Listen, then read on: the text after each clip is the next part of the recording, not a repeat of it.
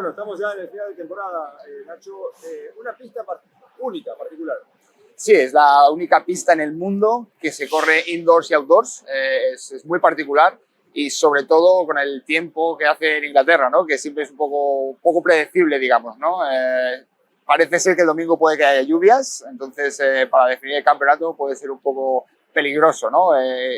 Si va a condicionar el tiempo, ¿no? Ya recordamos el año pasado tuvimos 3 banderas rojas el domingo y se pospuso todo mucho, pero este año con muchas cosas por decidir, ¿no? Pero bueno, la pista en sí es una pista espectacular, en televisión va súper bien y los pilotos le encanta esta pista.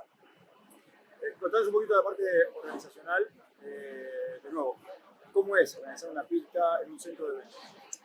Bueno, la verdad es que para montar una pista en un centro de eventos tiene sus cosas buenas y sus cosas malas, ¿no? Dentro de lo que son sus cosas buenas, sobre todo en Inglaterra, el tema de la seguridad es súper importante, lo tienen todo muy controlado y es muy fácil trabajar con ellos. Son bastante estrictos, pero a la vez es muy sencillo, ¿no? La parte un poco más difícil, obviamente, como he dicho, es el tiempo, la temperatura que hace, cuando llueve, no llueve, el tener todo este branding que va dentro, fuera, sobre todo la pista interior, porque se le da un pulido especial a la pista interior, porque no es asfalto como tal, sino que se le hace una especie de lija para que tenga grip los coches. Entonces es una cosa bastante interesante de ver cómo se monta, ¿no? Pero al final y al cabo, bueno, digamos que montamos como en todas las otras carreras, con la facilidad, digamos, de que estando en Inglaterra todo el mundo está a cubierto, digamos, por si llueve y no estamos fuera, como nos pasó en Tokio, que nos mojamos para toda la vida. Y cuéntanos, para finalizar, un balance de lo que fue temporada 10 y lo que se viene por delante de temporada 11. Bueno, yo creo que esta temporada cada vez nos vamos mejorando, ¿no? Una temporada 10 como un número emblemático, como 10, ¿no? Un 10º aniversario. El poder llegar al último fin de semana con 7 pilotos que pueden ser virtuales ganadores del campeonato, teniendo ya mismo la confirmación de marcas como Nissan, Jaguar, Porsche, ya han confirmado hasta la final de la generación 4, es súper importante para nosotros.